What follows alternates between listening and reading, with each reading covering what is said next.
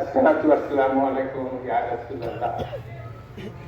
দূর দূরান্ত থেকে আগত জাকির ভাই বন্ধুগণ, আমার গ্রামবাসী পাড়া প্রতিবেশী, আসসালামু আলাইকুম।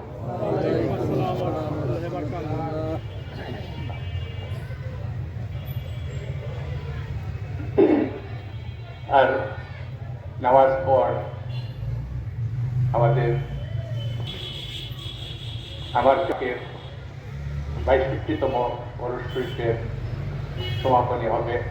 আমরা শুরু করছিলাম তৌহিদের ঝান্ডা উদ্যানের মাধ্যমে গত শুক্রবার, শনিবার, আজ রবিবার আমাদের বরস শরীফের আমল ভিত্তিক একটা অনুষ্ঠান। সেখানে আমাদের ২৪ ঘন্টার যে আমাদের পরিক্রমা, এটা কিভাবে করতে হবে সেটা হাতে কলমে জাকির ভাই বোনদেরকে শিখায় দেওয়া হয়, যে পরবর্তী বছরে আসে তাদের আধ্যাত্মিক কতটুকু উন্নতি হয়েছে, আত্মার কতটুকু উন্নতি হয়েছে, এটাকে দেখার জন্য। ওরস শরীফ আমার দয়াল নবীজি ইনি শুরু করে দিয়ে গেছেন। ইনি মদিনা শরীফের অদূরে উহুদের প্রান্তরে উনি গিয়া প্রতি বছর একটা নির্দিষ্ট দিনে দোয়া করতেন শহীদানদের জন্য। সেই প্রচলন ওলি আল্লাহরা এই আমাদের পাক ভারত উপমহাদেশে নিয়ে আসছেন। সেই প্রচলন ওলি আল্লাহদের মাধ্যমে আসছে। তো এইটা কোনো নতুন কোনো জিনিস না। আপনারা অনেকেই শুনবেন যে এটা বেদাত, অমুক সমুক। হ্যাঁ, এটা বেদাত যদি হয়, রাসূল এটা পূর্ণতা দিয়ে গেছেন। তো সেই ধারাবাহিকতায় আমার দয়াল দাদা হুজুর পাক শাহ আলী, ওনার হাতে, ওনার দোয়ায় শাহী নাসিরুদ্দিন খান, ওনারা এই ওরস শরীফ শুরু করছেন। ৬২তম ওরস শরীফ আমরা করতেছি। সকলেই বলেন আলহামদুলিল্লাহ। এই ওরস শরীফ যেন কিয়ামত পর্যন্ত চালু থাকে, সেজন্য সবাই আল্লাহর কাছে আপনারা আল্লাহর কাছে চান। আর আল্লাহ পাক পৃথিবীতে যত লাভ নিয়ামত দিচ্ছেন, এইগুলা ওলি আল্লাহদের উসিলায় উনি এগুলা দেন। এই যে গাছে ফল ফোটে, আকাশ থেকে বৃষ্টি হয়, নদীতে মাছ হয়, এগুলা আল্লাহ পাক আমার আপনার উসিলায় এটা দেয় না, এটা দেয় হচ্ছে গিয়া আল্লাহর ওলিদের উসিলায়। তো শাহবাজগঞ্জের আমলে দেখা গেছে যে যখন কোনো দুর্ভিক্ষ হইতো কিংবা কোনো দুর্ঘটনা ঘটতো, ওনারা রাসূলুল্লাহ সাল্লাল্লাহু আলাইহি ওয়াসাল্লামের রওজাতে গিয়ে দোয়া করতেন। বৃষ্টি হইতো, দোয়া করতেন, রোদ উঠত। তারপর এটা দেখা গেছে আমাদের মাযহাবের ইমাম হানিফা, ওনার রওজাতে ইমাম শাফি, উনি যায় সে দোয়া চাইতেন। হ্যাঁ, কোনো বিপদ হইলেই উনি চায় দোয়া চাইতেন। সেজন্য আমাদের যার যে কোনো সমস্যা থাকে, আপনার যে কোনো আল্লাহর ওলি, যে যার আপনার মুর্শিদ, তার রওজাতে যায়, তার মাজার শরীফে যায়, সে দোয়া করবেন।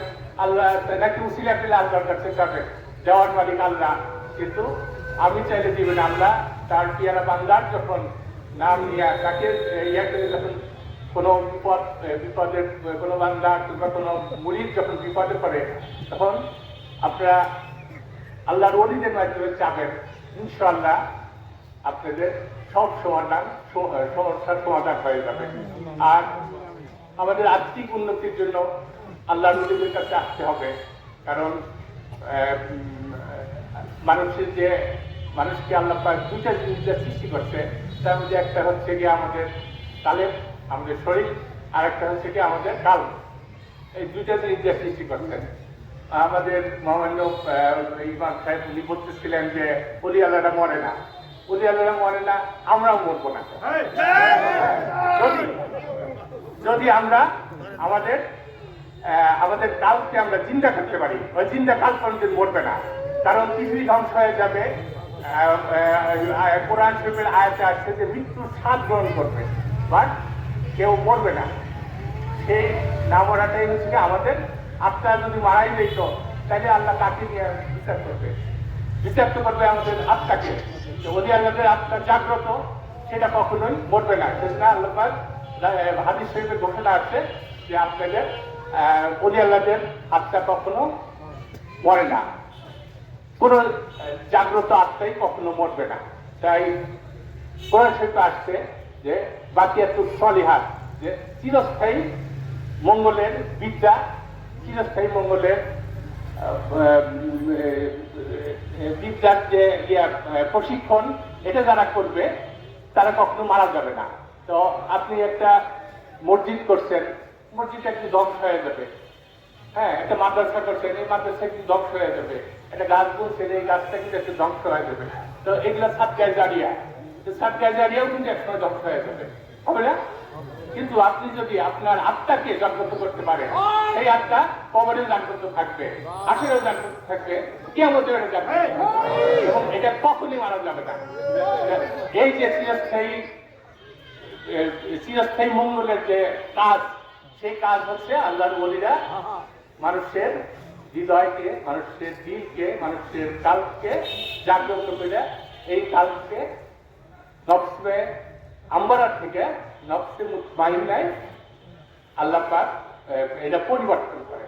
তো এই পরিবর্তনের প্রক্রিয়ার মধ্যে মানুষকে সাধনা করতে হয়, রিয়াজত করতে হয়। এটা তো আর একা একা আসবে না। আমি ঘুমায় তো আর আল্লাহ আমাকে দিয়ে দিবে না। আমার কেবল আব্দুল পাক, আমার দাদা আব্দুল পাক শাহসুদ্দ আলী, ওনার পিছনে 14 বছর উনি হায়াতে পাইছেন, 14 বছর পরিশ্রম করছেন। তারপর উনি আমার দাদি আম্মা সৈয়দা জোহরা খাতুন নেসবতে জামিয়া, ওনার পিছনে আরো 16 বছর উনি পরিশ্রম করছেন। করে উনি 36 বছর সাধনা করে উনি সনদ বিস্তার লাভ করছেন। এই যে ওনারা যে আল্লাহর ওলি হয়েছেন, ওনারা যে 24 দায়রা করে পরিপূর্ণ করিয়া যে আল্লাহর পূর্ণ ওলি হয়েছেন, এটা এমনি এমনি হয় না, এটা ওনারা পরিশ্রম করা হয়েছে। আমাদেরকেও নিম্নতম যে পরিশ্রম, এটা তো করতে হবে। আমাদের প্রত্যেকটা নামাজের পরে ওনারা আমাদেরকে কি করতে হবে, নামাজের পরে আল্লাহর সাথে যে বন্ধুত্বের সম্পর্ক করতে হবে, এটা ওনারা পদ্ধতিগতভাবে দেখাই দিয়ে গেছেন।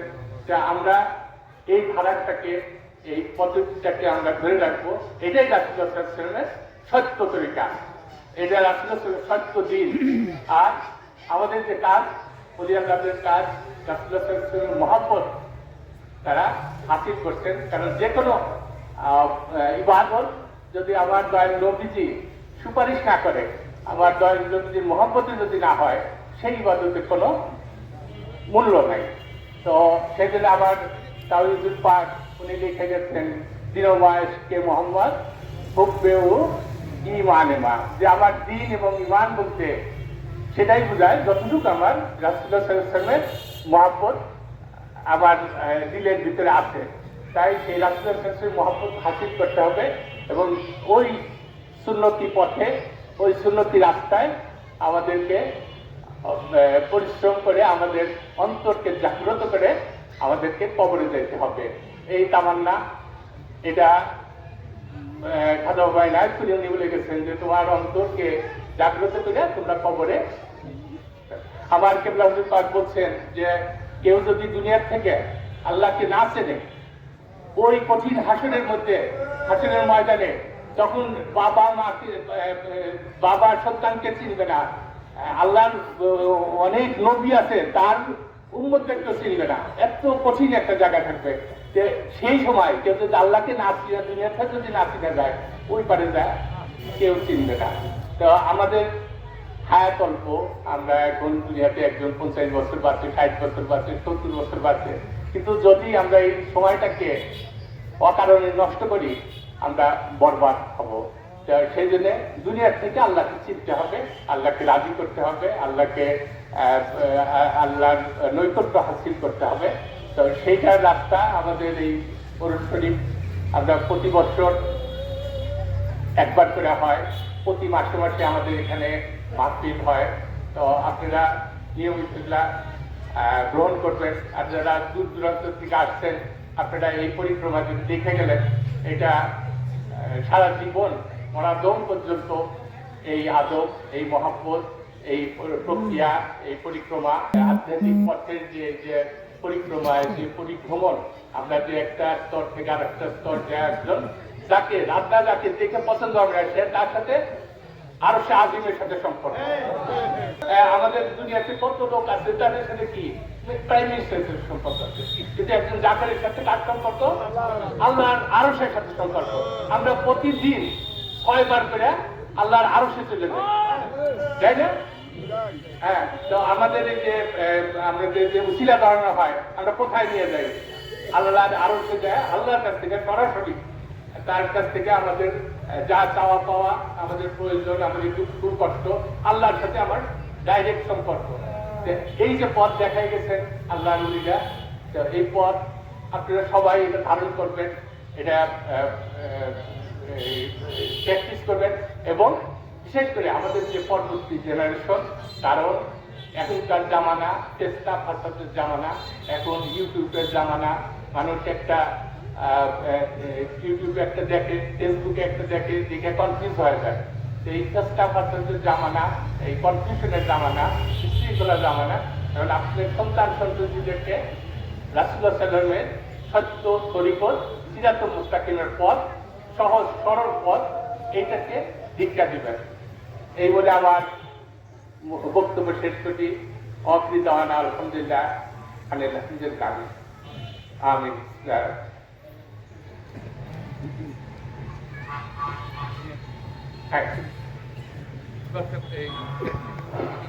আমাদের জন্য কাতার হয়ে দাঁড়া।